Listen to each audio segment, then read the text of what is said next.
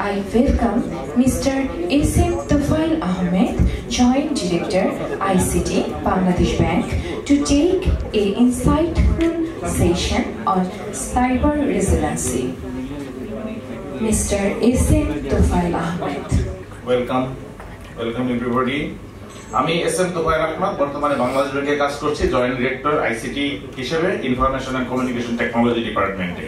তো আজকে আমার যে আলোচনার যে বিষয়বস্তু সেটাকে আমি মোটামুটি দুটো পার্টে ভাগ করেছি। একটা হলো basic information regarding cyber security এবং এই জাতীয় রিসেন্ট যে ম্যালওয়্যার যে ট্রেন্ড সেগুলো নিয়ে। সেকেন্ড পার্ট হলো এআই ড্রাইভেন সাইবার সিকিউরিটি, সেখানে আমাদের সফট থেকে শুরু করে অন্যান্য বিভিন্ন ক্ষেত্রে যে এআই ইউজ হচ্ছে সেটার একটা সংক্ষিপ্ত বিবরণ রয়েছে।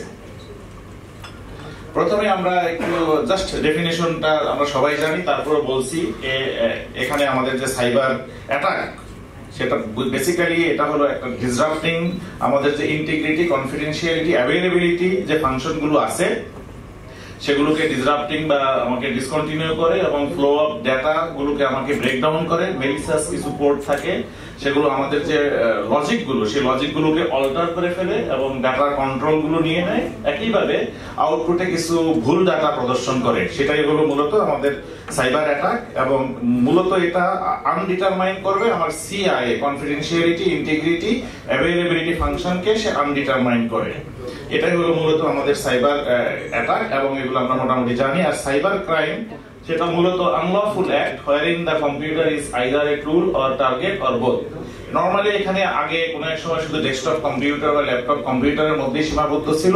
নাও এ ডে সেটা পিডিএ, সফিস্টিকেটেড মোবাইল ফোন এবং আদার কিছু গ্যাজেটের মধ্যে এই ধরনের অ্যাটাক গুলো বর্তমানে হয়ে থাকে এবং ক্রিমিনাল যারা সাইবার ক্রিমিনাল তারা এগুলোর মধ্যে সাইবার অ্যাটাক গুলো করে। কোন এক সময় এটা শুধু মোটিভ ছিল যে শুধু মানি, অর্থের জন্য। নাও এডেজ এটা রেভেন্স বা ফান্ড ইত্যাদির জন্য অনেকেই সাইবার ক্রাইম গুলো করে থাকে এবং এটা বর্তমানে ব্যক্তির উপরে হতে পারে, প্রপার্টির উপরে হতে পারে এবং গভর্নমেন্টের বিভিন্ন অর্গানাইজেশন, এজেন্সির উপরও এই অ্যাটাক গুলো হয়ে থাকে।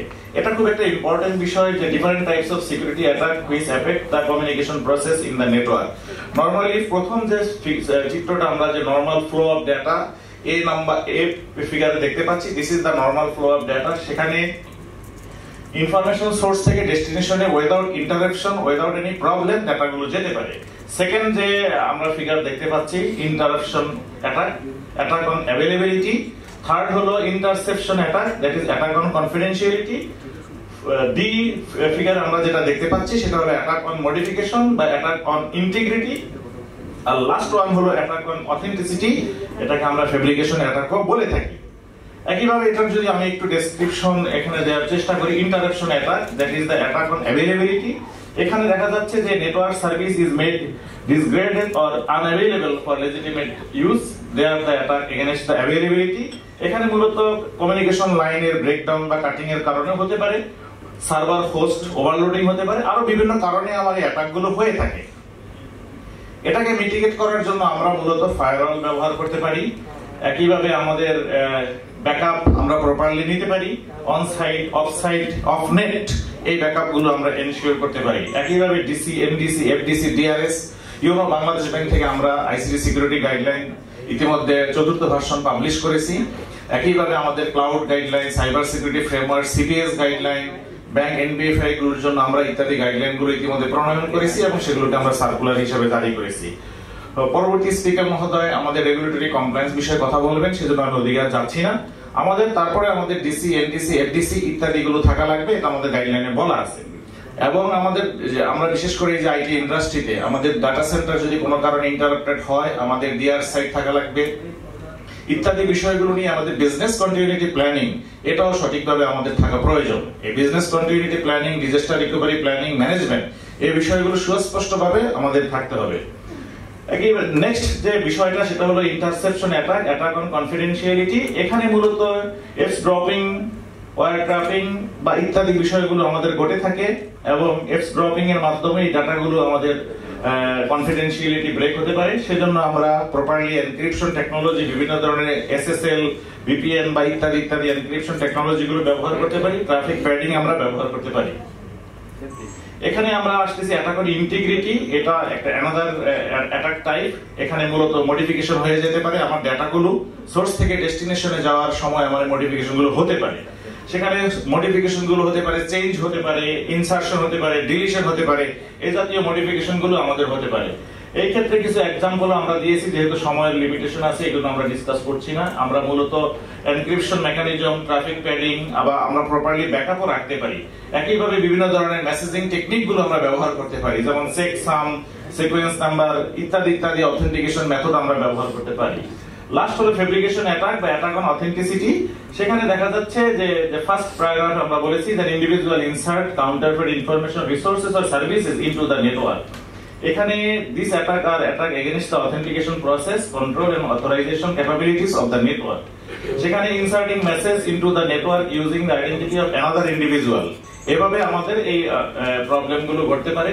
সেটার জন্য আমরা অথেন্টিকেশন এবং অথরাইজেশন মেকানিজম ব্যবহার করতে পারি। এটা প্রতিরোধ করার জন্য ফায়ারওয়াল ব্যবহার করতে পারি এবং ডিজিটাল সিগনেচার বা ডিজিটাল ইত্যাদি বিষয়গুলো আমরা ব্যবহার করতে পারি। নরমালি যে সাইবার ক্রাইম গুলো হচ্ছে সেগুলো একটা লিস্ট এখানে দেওয়া আছে। নরমালি আমরা সবাই জানি হ্যাকিং, ক্র্যাকিং, এসকিউএল ইনজেকশন ইত্যাদি, ডিডোস অ্যাটাক, ম্যালওয়্যার, স্পাইওয়্যার, র্যানসমওয়্যার এগুলো হচ্ছে।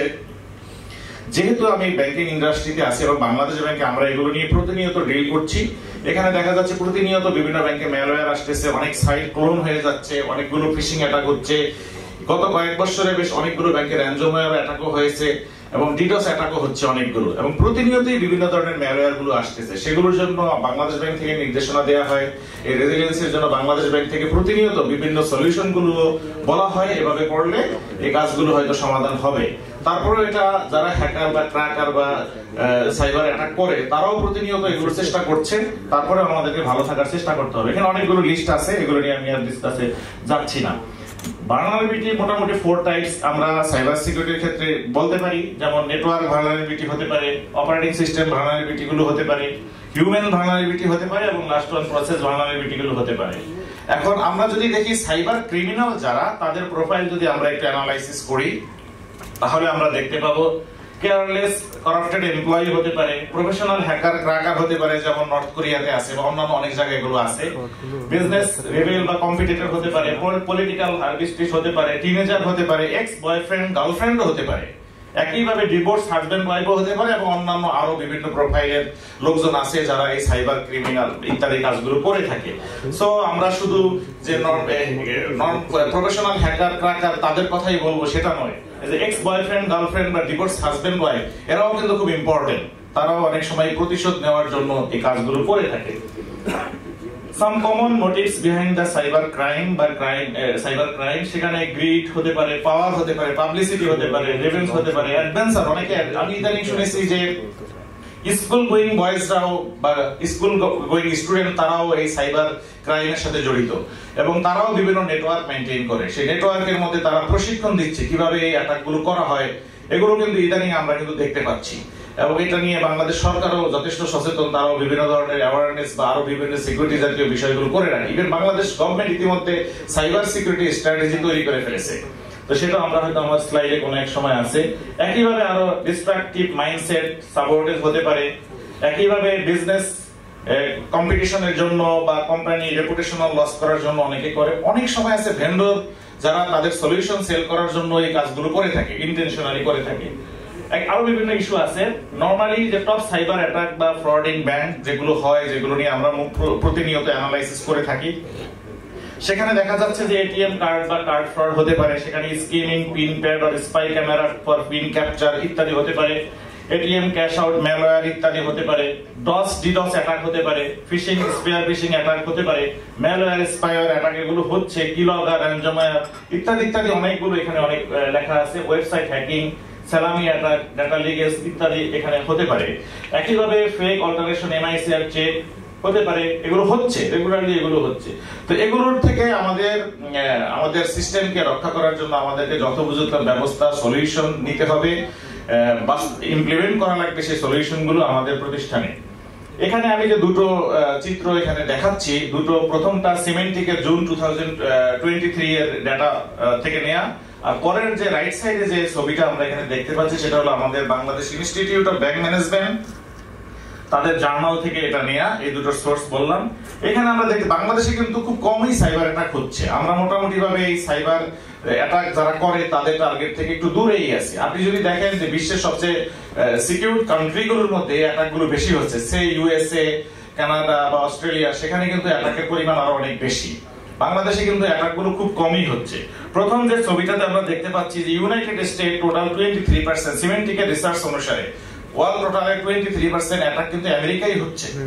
সেকেন্ড আমরা দেখতে পাচ্ছি চায়নাতে 9%, জার্মানিতে 6%, ব্রিটেন 5%। আমরা দেখতে পাচ্ছি এখানে কিন্তু বাংলাদেশের নাম নেই, তাই বলে আমরা কিন্তু নিরাপদ না। আমাদের দেশে অনেক বড় বড় এই ধরনের অ্যাটাক হয়েছে, বিভিন্ন কারণে আমাদের এই অ্যাটাক গুলো হয়েছে। পরের ছবিতে আমরা যেটা দেখতে পাচ্ছি যে অ্যাটাক গুলোর মধ্যে আমরা ব্যাংকিং ক্ষেত্রে যে অ্যাটাক গুলো হচ্ছে খুব আইডেন্টিক্যাল এই ছবিটা, এবং এটা অনেক কিছু রিপ্রেজেন্ট করছে। সেখানে দেখা যাচ্ছে এটিএম কার্ড বা প্লাস্টিক কার্ডে 43% অ্যাটাক হচ্ছে। যে অ্যাটাক গুলোই হচ্ছে, সে 10টা হচ্ছে, তার মধ্যে 43% কার্ড বিষয়ক বা প্লাস্টিক কার্ড বিষয়ক হচ্ছে। একইভাবে ইন্টারনেট ব্যাংকিং বিষয়, আই ব্যাংকিং আমরা ইউজ করি, most of the bank now it is in Bangladesh they are using I banking, সেখানে কিন্তু দেখা যাচ্ছে যে 12% অ্যাটাক হচ্ছে। তারপরে ইএফটি এর ক্ষেত্রে 15% দেখা যাচ্ছে। মোবাইল ব্যাংকিং অনেক বেশি হচ্ছে, 25%। আমাদের বিকাশ, নগদ বা হোয়াটএভার, রকেট বা বিভিন্ন প্রোডাক্ট গুলো আমাদের দেশে বর্তমানে আছে, সেগুলোর মধ্যে 25% অ্যাটাক হচ্ছে। ব্যাংকিং অ্যাপ্লিকেশন বা কোর ব্যাংকিং সলিউশন, সেখানে কিন্তু খুব কমই হচ্ছে, 3% বলা যাচ্ছে। আর অন্যান্য সুইফট বা আদার সিস্টেমে 2% অ্যাটাক গুলো হচ্ছে। এটা খুবই ইম্পর্টেন্ট একটা ছবি, এটা আমাদেরকে অনেক কিছুই টিচ করে বা লার্ন করতে সহায়তা করবে যে তাদের টেন্ডেন্সি কি, ওয়ার্ল্ড ওয়াইড টেন্ডেন্সি কি, একইভাবে বাংলাদেশের ব্যাংকিং সেক্টরের কি অবস্থা সেটা আমরা এখানে দেখলাম। এখানে 2023 টপ 5 সিকিউরিটি ব্রিচ হয়েছিল, ডার্ক বিন সাপ্লাই চেইন অ্যাটাক, এটা আমরা জানি। Indian council for medical research, তাদেরও অনেক ডাটা এভাবে হ্যাক হয়ে গিয়েছে। আর অন্যান্য অনেকগুলো আছে। ইএসএক্সআই র্যানসমওয়্যার অ্যাটাক হয়েছিল, তারপর টি মোবাইল ডাটা ব্রিচ, আর ইত্যাদি ধরনের টপ 5 2023 অ্যাটাক গুলো এখানে আমরা দেওয়ার চেষ্টা করেছি। Top 6 industry at risk of cyber attack, আমরা এটা আইডেন্টিফাই করা হয়েছে ইতিমধ্যে, বিভিন্ন অর্গানাইজেশন থেকে গবেষণাগুলো করা হয়েছে। মোটামুটি জিস্ট হলো এটা, যেমন হেলথ কেয়ারে বর্তমানে আপনারা চিন্তা করে দেখুন, আগে আমাদের এই হাসপাতালের উপরে অ্যাটাক হবে কেউ চিন্তা করছে কখনো? নাও ইট ইজ কিন্তু সেটা টপ র্যাঙ্কিং, অ্যাটাকারের টপ টার্গেট এখন এখানে, কারণ সেনসিটিভ বিষয়। একইভাবে ম্যানুফ্যাকচারিং কোম্পানিতে এখন সাইবার অ্যাটাক হচ্ছে, প্রতিনিয়ত হচ্ছে, অনেক বেশি হচ্ছে। ফিনান্সিয়াল সার্ভিস, ব্যাংক, আর্থিক প্রতিষ্ঠান বা ডিজিটাল ব্যাংক, হোয়াটএভার ইউ সে, এগুলো সবগুলোর মধ্যে কিন্তু অ্যাটাক হচ্ছে কম বেশি। ম্যালওয়্যার বলেন, ফিশিং অ্যাটাক বলেন, এই 2-1 দিন আগেও একটা ব্যাংকে বড় ধরনের ফিশিং অ্যাটাক হয়েছে, যদিও ব্যাংকের কোনো ডেটা লস হয়নি, কোনো ক্ষতিও হয়নি। এভাবে কিন্তু বাংলাদেশ ব্যাংক এবং ব্যাংকগুলো যৌথভাবে এই বিষয়গুলো সমাধান করার চেষ্টা করছে। আমাদের এনটিএমসি আছে, ন্যাশনাল টেলিকমিউনিকেশন মনিটরিং সেন্টার, তারপরে আমাদের বিজিটি সার্ট আছে, even Bangladesh bank we do maintain shirt Bangladesh bank থেকে। এই সবগুলো প্রতিষ্ঠান এবং police bureau of investigation, CID, সবাই মিলেই কিন্তু এই অ্যাটাকগুলো বা দেশের সাইবার নিরাপত্তার জন্য কাজ করে যাচ্ছে, অনবরত কাজ করে যাচ্ছে। তো তারপরে গভর্নমেন্ট এজেন্সি বা দেখা যাচ্ছে যে ন্যাশনাল ওয়েব পোর্টাল, এই ধরনের অ্যাটাক কোনো এক সময় এসেছে। আর অন্যান্য যে বড় বড় যে প্রতিষ্ঠানগুলো, সেগুলোর মধ্যে কিন্তু এই অ্যাটাকগুলো আসছে। এডুকেশন বা ইউনিভার্সিটিগুলোর মধ্যে বর্তমানে এই অ্যাটাকগুলো হচ্ছে, ট্রান্সপোর্টেশন সিস্টেমের মধ্যে এই অ্যাটাকগুলো হচ্ছে বর্তমানে। এই টপ 6 ইন্ডাস্ট্রি যেগুলোর মধ্যে সবচেয়ে বেশি ট্রেন্ড দেখা যাচ্ছে সাইবার অ্যাটাকে। এখানে cyber attack in financial channel, ATM বিষয়ে যে একটু ক্লাসিফাই করা হয়েছে, এটিএম, একইভাবে পস, ব্যাংকিং অ্যাপ্লিকেশন এবং ডিজিটাল চ্যানেল, কোনগুলোর মধ্যে কোন ধরনের অ্যাটাকগুলো হচ্ছে একটু ক্লাসিফাই করা হয়েছে এখানে। তো কারেন্ট সাইবার সিকিউরিটি চ্যালেঞ্জের মধ্যে আমাদের geographical distance, growing, advance cyber threat বা ইত্যাদি ইত্যাদি ইস্যুগুলো আছে। মূলত আমি এই জিনিসটাতে যাচ্ছি, দিস ইজ সো আইডেন্টিক্যাল, এটা আমাদের আপনাদের সবার কাজে লাগবে। এই তথ্যটা খুবই ইম্পর্টেন্ট একটা তথ্য। নাওএডেজ যে ম্যালওয়্যার গুলো ব্যাংকিং ইন্ডাস্ট্রিতে আক্রমণ করছে প্রতিনিয়ত, তাদেরই একটা লিস্ট এখানে তুলে ধরা হয়েছে। এই লিস্টটা খুব ইম্পর্টেন্ট। আপনারা দেখতে পাচ্ছেন ডান পাশে একটা কোড ইউজ করা হয়েছে, কালার কোড। ম্যাক্সিমাম ফ্রিকোয়েন্সি যে ম্যালওয়্যার গুলোর নাম এখানে দেয়া আছে গত কয়েক বছরে, সেগুলোর একটা লিস্ট এখানে আছে। রেড মার্কিং করা যেগুলো, সেগুলো হলো হাইয়েস্ট ফ্রিকোয়েন্সি। মিডিয়াম ফ্রিকোয়েন্সি যেটা ব্লু কালার করা আছে, সেগুলো মিডিয়াম ফ্রিকোয়েন্সি। আর গ্রিন যেগুলো, সেগুলো মিনিমাম ফ্রিকোয়েন্সি। আপনারা এখানে অনেক ব্যাংকের কর্মকর্তা আছেন, আর্থিক প্রতিষ্ঠান থেকেও এখানে যোগদান করেছেন আজকের প্রোগ্রামে। আপনারা দেখতে পাচ্ছেন যেমন Redis unauthorized access vulnerability and malware script injection, এটা গ্রিন কালার করা আছে। একইভাবে Microsoft Excel server remote code execution vulnerability, phishing website found in some bank and website hack, disclosing the sensitive information of credit card at dark web. এখানে আমরা aggressive mode with PSK vulnerability, তারপরে fishing অ্যাটাকের কথা বলা আছে 3 তে, data breach by the ransomware group C10P, এটা দেখেছেন কিছুদিন আগে বাংলাদেশে অ্যাটাক করেছিল, detecting banking trojan, emoted malware, disclosing sensitive information using API, brute force cyber attack, SSL V3 portal vulnerability, এটাও জাস্ট গত মাসে অনেকগুলো প্রতিষ্ঠানে এটা অ্যাটাক করেছিল। অনেকগুলো এখানে যে 19 দেয়া আছে আপনারা দেখতেই পাচ্ছেন, রেড মার্ক যেগুলো আছে সেগুলোর ফ্রিকোয়েন্সি কিন্তু খুবই বেশি, প্রতিনিয়ত এগুলো অ্যাটাক করতেছে। এই যে ডাটাগুলো এখানে দেখানো হলো, এগুলো থেকে কিন্তু আমরা অনেক কিছু অ্যানালাইসিস করতে পারি। এগুলো থেকে আমাদের যে কোন ভালনারেবিলিটিটা প্রোটেকশনের জন্য কি ব্যবস্থা নিতে হবে সেগুলো আমাদের চিন্তা ভাবনা করতে হবে। আমাদের সর্বক্ষেত্রে আমাদের ফায়ারওয়ালকে সঠিকভাবে কনফিগার করা লাগবে এবং নেক্সট জেনারেশন ফায়ারওয়াল তো আমাদের ইমপ্লিমেন্ট করাই লাগবে। সাথে সংশ্লিষ্ট যে টুলস গুলো যেগুলো আমরা ডিটেক্ট করতে পারি, আমাদের প্রয়োজনীয় ক্ষেত্রে ডিটেকশনের জন্য, প্রিভেনশনের জন্য যথাযথ টুলস গুলো আমাদের ব্যবহার করা লাগবে। সাইবার সিকিউরিটির জন্য এনআইএসটি ফ্রেমওয়ার্ক আমরা জানি যে এটা আছে এবং এটা আমাদের ফলো করতে হবে। ইভেন বাংলাদেশ ব্যাংক থেকে আমরা আমাদের সাইবার সিকিউরিটি ফ্রেমওয়ার্ক ইতিমধ্যে প্রণয়ন করেছি, অচিরেই হয়তো সেটা আপনারা পাবেন। সেখানেও আমরা বাংলাদেশ সরকারের সাইবার সিকিউরিটি স্ট্র্যাটেজি এবং এনআইএসটি যে ফ্রেমওয়ার্ক, এগুলোর আলোকেই আমরা আমাদের মতো একটি ফ্রেমওয়ার্ক তৈরি করেছি।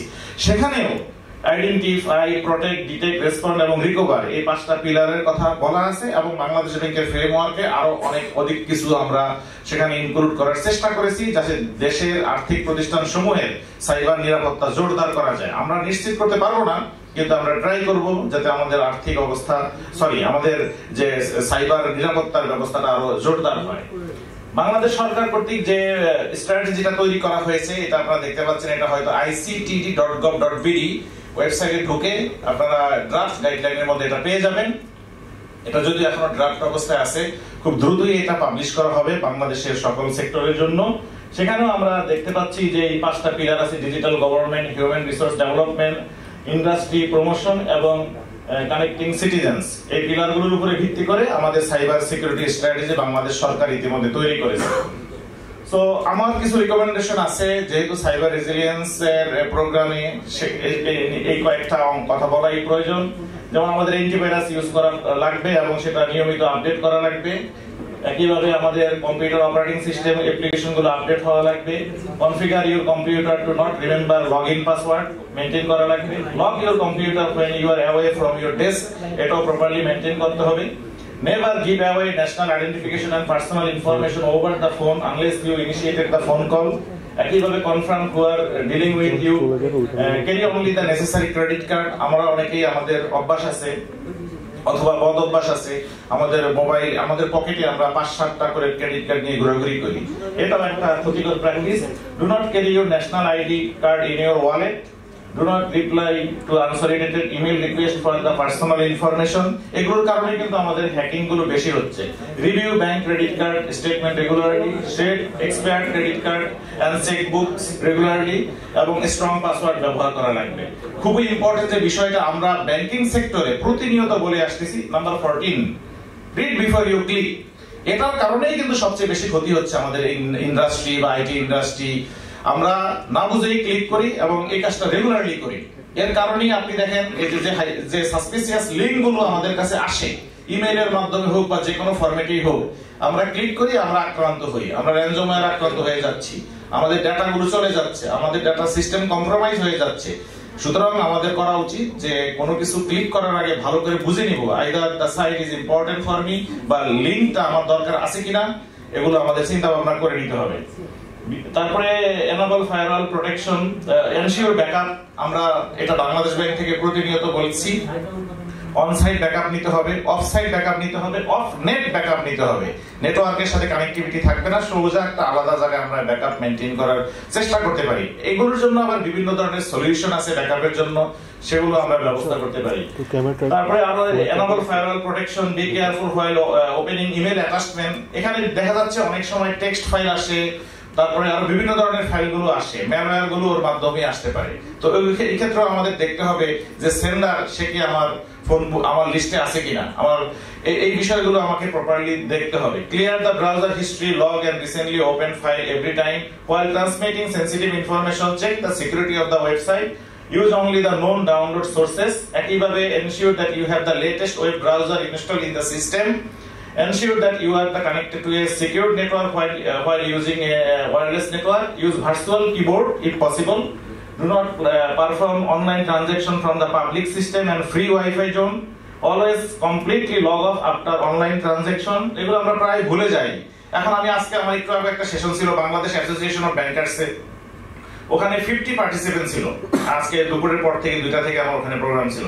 আমি জিজ্ঞেস করলাম আপনারা আইটি পারসন এখানে 50 জন আছেন, আপনারা বলেন তো যে ফেসবুক আপনারা কোন এক সময় লগ ইন করেছেন, কয়জন এখন লগ আউট অবস্থায় আছেন? একজনও হাত তুলেনি।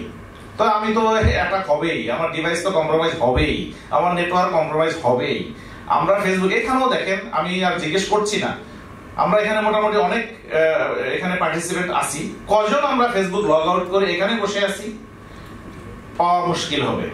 সো এটাই হলো আমাদের বর্তমান অবস্থা।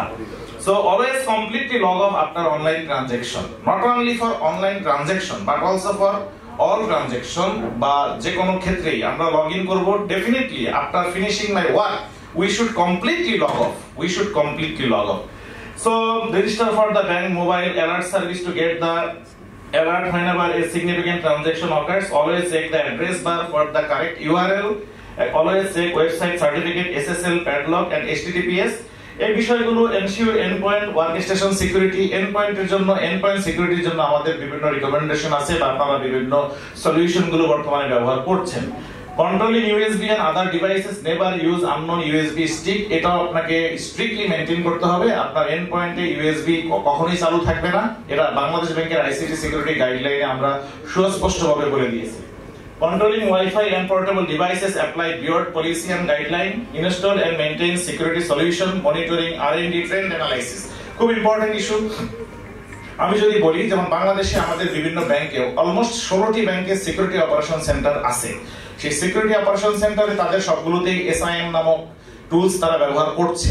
এখানে বিভিন্ন ধরনের ম্যালওয়্যার গুলো ডিটেক্ট হচ্ছে এবং আমরা কিছুক্ষণ পরেই ভুলে যাই। হয়তো আমি আমার এমডি, ডিএমডি বা অন্যান্য সংশ্লিষ্ট কর্মকর্তাদেরকে দেখাচ্ছি যে এই ম্যালওয়্যারটা আসলো, সে একটু আগে যে আমি মোটেক ম্যালওয়্যার বা অ্যাগ্রেসিভ মোড পিএসকে ইত্যাদি ইত্যাদি ম্যালওয়্যার বা এসএসএল প্রোডেল ভালনারেবিলিটি, এই ম্যালওয়্যার গুলো আসছে, জাস্ট একবার আমি আমার টপ ম্যানেজমেন্টকে দেখালাম, পরক্ষণই ভুলে গেলাম। আপনি কি কখনো চিন্তা করেছেন লাস্ট 6 মান্থে বা লাস্ট 1 ইয়ারে এই ম্যালওয়্যারটা কতবার আসলো? আমাদেরকে আর&ডি করা লাগবে, আমাদের অ্যানালাইসিস করা লাগবে। সেই ইসরায়েল থেকে একটা ম্যালওয়্যার আসলো, গত 1 বছর ইসরায়েল থেকে কয়টা ম্যালওয়্যার আসলো? আমাদেরকে আর&ডি করা লাগবে। আমরা প্রতিনিয়ত আমাদের security team, IT team Bangladesh bank থেকে এগুলো বলে আসতেছি, বাট অনেক ব্যাংকে এগুলো এখনো করছে না, অনেক আর্থিক প্রতিষ্ঠান এগুলো করছে না। ব্যাংক আর্থিক প্রতিষ্ঠানে তাও একটু বেশি করতেছে, অন্যান্য প্রতিষ্ঠানগুলোর অবস্থা সম্ভবত আরো একটু ঝামেলাপূর্ণ বলে আমরা যেটুকু জানি। তো এখানে প্রতিনিয়ত আমাদের শক্ত থাকা লাগবেই। ইউনিভার্সিটি গুলোর ডিসিডিআর নেই, কোন কোন হয়তো ক্ষুদ্র ক্ষুদ্র দু একটি ডিসি আছে, ডিআর নেই। তাহলে যদি কোনো কারণে ডিসি কোনো কারণে ডিসরাপশন করে বা ডিসকন্টিনিউ হয়ে যায়, তাহলে তাদের এই স্টুডেন্টের ডেটা বা অন্যান্য তথ্য উপাত্তগুলো কিভাবে তারা কন্টিনিউ করবে? হসপিটালগুলো দেখা যাচ্ছে ডিসি আছে, তাও ডিআর নাই, ডিসিও নেই, সার্ভার রুম টুম ইত্যাদি দিয়ে তারা কোনো রকম চালাচ্ছে। এটা কি ঠিক? একটা হসপিটালে কত গুরুত্বপূর্ণ, আপনি একটা টেস্ট করতে গেলে দেখা যাচ্ছে কত টাকা খরচ হচ্ছে, বা সার্বিকভাবে যদি আমরা দেখি আমরা কতটুকু খরচ করছি সেখানে, কিন্তু তাদের উচিত এই ডিসি, ডিআর বা অন্যান্য সংশ্লিষ্ট সিকিউরিটি মেজারগুলো, ডাটাগুলোর সুরক্ষার জন্য যাবতীয় ব্যবস্থা প্রপারলি নেওয়া উচিত, কিন্তু নিচ্ছে না। সো সবাইকে আমার মনে হয় এই বিষয়গুলো নিয়ে কাজ করতে হবে। প্রিভেন্টিভ এবং রিঅ্যাকটিভ মেজার আমাদেরকে নিতে হবে। অ্যাওয়ারনেস ট্রেনিং, এন্ড ইউজার, এগুলো আমাদের প্রতিনিয়ত আয়োজন করতে হবে। ইভেন বাংলাদেশ ব্যাংকের গাইডলাইনে আমরা এটা বলে দিয়েছি, অ্যাওয়ারনেস, এডুকেশন, ট্রেনিং প্রতিটা এমপ্লয়ি, সব লেভেলের এমপ্লয়িদের মধ্যে এগুলো আমাদেরকে করা লাগবে। লাস্টের যেটা আমি দেখাচ্ছি যে 41, that is the last number. Be prepared, make sure there is a plan in case of ransomware infection. আপনি জাস্ট এটা করেন কিনা একটু চিন্তা করে দেখুন। ধরেন আপনার প্রতিষ্ঠানে নেক্সট র্যানসমওয়্যার অ্যাটাক হলো, are you ready? Are you ready and are you ready? একটু চিন্তা করতে হবে আমরা কি রেডি কিনা। আপনার প্রতিষ্ঠানে যদি র্যানসমওয়্যার অ্যাটাকটা নেক্সট টাইম হয়, আপনি কি সেটা প্রোটেক্ট করার মতো যাবতীয় ব্যবস্থাপনা আপনার আছে কিনা চিন্তা করে দেখুন। এবং যদি না থাকে সেই অনুসারে এখন থেকেই ব্যবস্থা নিতে হবে। র্যানসমওয়্যার অ্যাটাক হলে গত কয়েক বছরে কত ধরনের র্যানসমওয়্যার অ্যাটাক বিভিন্ন প্রতিষ্ঠানে ঘটেছে, নিশ্চয়ই আপনারা পেপার পত্রিকা বিভিন্ন মাধ্যমে জেনেছেন। অনেকগুলো আর্থিক প্রতিষ্ঠানে ব্যাংকে এই ঘটনা ঘটেছে, আপনারা নিশ্চয়ই জানেন। তো সেগুলোর জন্য আমাদেরকে রেডি হতে হবে। So this is my dialogue. এটা আমরা 15ই আগস্টে যে ইন্ডিয়ান সাইবার অ্যাটাকাররা যে আমাদেরকে হুমকি দিয়েছিল তার প্রেক্ষিতে আমরা ব্যাংকগুলোতে বিভিন্ন ধরনের অ্যালার্ট দিয়েছিলাম। এটা আমরা প্রতিনিয়ত করি, আমাদের সার্ট থেকেও করি এবং আইটি সিকিউরিটি সিস্টেম থেকেও করি, বিভিন্ন জায়গা থেকে আমরা এগুলো করে থাকি। অলওয়েজ আমরা বলি যে রিড বিফোর ইউ ক্লিক, এবং আজকেও একটু আগে সেশন আমি বলে দিয়েছি, জাস্ট এই মেসেজটা টাইপ করে সুন্দর করে কালার প্রিন্ট করে আপনার চেম্বারে আপনার ডেস্কের সামনে লিখে রাখবেন, রিড বিফোর ইউ ক্লিক। এটার মাধ্যমে অনেক কিছু থেকে আমরা বাঁচতে পারবো। Organization shall implement security operation center definitely, security information event management SIM implement করবে, web application firewall implement করবে, vulnerability assessment, vulnerability management আমরা বলতেছি VM করা উচিত এখন। কম্প্রোমাইজ অ্যাসেসমেন্ট, এটা অনেক ব্যাংকে বা অনেক প্রতিষ্ঠানে নাই, বাংলাদেশে নাই বললেই চলে। এই যে কম্প্রোমাইজ অ্যাসেসমেন্ট এটা করে না। সো আমাদের কম্প্রোমাইজ অ্যাসেসমেন্টের জন্য ব্যবস্থা করতে হবে, আমাদের টুলস নিতে হবে। এটা আমাদের কিছুদিন আগে আমরা একটা সার্কুলার করে বাংলাদেশ ব্যাংক থেকে বলেছি আপনার কতটুকু কম্প্রোমাইজ হলো। সে আপনার ব্যাংকের ডাটা ডার্ক ওয়েবে পাওয়া গিয়েছে, তো সেই ক্ষেত্রে আসলে কতটুকু পাওয়া গেল, আদৌ পাওয়া গেল কিনা, এই জন্য কম্প্রোমাইজ অ্যাসেসমেন্ট টুলস ব্যবহার করে করা লাগবে। প্রিভিলেজ ইন আইডিএস আইপিএস লাগবে, তারপরে privilege access management pan implement করার কথা বলেছি, এনটিএপিটি ইমপ্লিমেন্ট করার কথা আমরা বলেছি। বিভিন্ন অ্যাপ্লায়েন্স গুলো ইএসএ WSA SMA এগুলো করার জন্য আমরা বলেছি। ফাইল ইন্টিগ্রিটি মনিটরিং টুলস থাকা প্রয়োজন, application software apps monitoring system থাকা প্রয়োজন, কোর ফায়ারওয়াল মনিটরিং টুলস থাকা প্রয়োজন, নেটওয়ার্ক ম্যানেজমেন্ট সিস্টেম NMS ইত্যাদি আমাদের অবশ্যই থাকতে হবে। তাহলে মোটামুটি এই স্লাইডও অলসো ইম্পর্টেন্ট। এগুলো আমরা যদি ইমপ্লিমেন্ট করতে পারি আমাদের সিস্টেম, আমরা whatever I am from university or bank or hospital, যে কোনো অর্গানাইজেশন, অথবা আমরা হতে পারি ট্রান্সপোর্টেশন সিস্টেম থেকে, সকলের জন্য এই মেসেজ সমানভাবে প্রযোজ্য। তো IT security guideline policy procedure standard রয়েছে। এটা অর্গানাইজেশনাল বা ব্যাংক পার্সপেক্টিভ, যেহেতু আই এম ফ্রম ব্যাংক সুতরাং আমি বলতেছি ব্যাংক পার্সপেক্টিভেও লাগবে, রেগুলেটরি বা বাংলাদেশ ব্যাংক পার্সপেক্টিভে লাগবে। আমরা মোটামুটি আইডেন্টিফাই করেছি প্রতিটা আর্থিক প্রতিষ্ঠান বা ব্যাংকের জন্য 30 থেকে 35টি এরকম পলিসি, ছোট ছোট বিভিন্ন পলিসি লাগবে, including ICT security policy. Country পার্সপেক্টিভে বাংলাদেশ সরকার অনেক ধরনের পলিসি গাইডলাইন ইত্যাদি তৈরি করেছে, আপনারা জানেন। সেগুলো আমাদের ictd.gov.bd ওয়েবসাইটে আছে, সেগুলো আপনারা দেখতে পারেন। ইতিমধ্যে সাইবার সিকিউরিটি ফ্রেমওয়ার্কের কথাও বললাম, ন্যাশনাল আইসিটি পলিসি সহ যাবতীয় ক্লাউড পলিসি বাংলাদেশ সরকার তৈরি করেছে, এবং বাংলাদেশ ব্যাংক থেকে আমরা ক্লাউড গাইডলাইন 2023-এ পাবলিশ করে দিয়েছি। সেই ক্লাউড গাইডলাইন অনুসারে এখন ব্যাংকগুলো ইচ্ছা করলে তাদের ডাটা ক্লাউডে রাখতে পারবে। বিভিন্ন ধরনের ক্লাউড আপনারা ব্যবহার করতে পারেন, বিভিন্ন মডেল, বিভিন্ন সার্ভিস ক্লাউড থেকে নিতে পারেন। আমরা সেই ক্লাউড গাইডলাইন ইতিমধ্যে পাবলিশ করে দিয়েছি। ইন্টারন্যাশনাল পার্সপেক্টিভে আমাদের বিভিন্ন স্ট্যান্ডার্ড গুলো আছে, যেমন আমরা ব্যাংকগুলোকে বলেছি ISO 27001 ইমপ্লিমেন্ট করার জন্য, PCI DSS আমরা ইমপ্লিমেন্ট করার কথা বলেছি, আরো বিভিন্ন ধরনের স্ট্যান্ডার্ড বাস্তবায়নের জন্য আমরা বলেছি।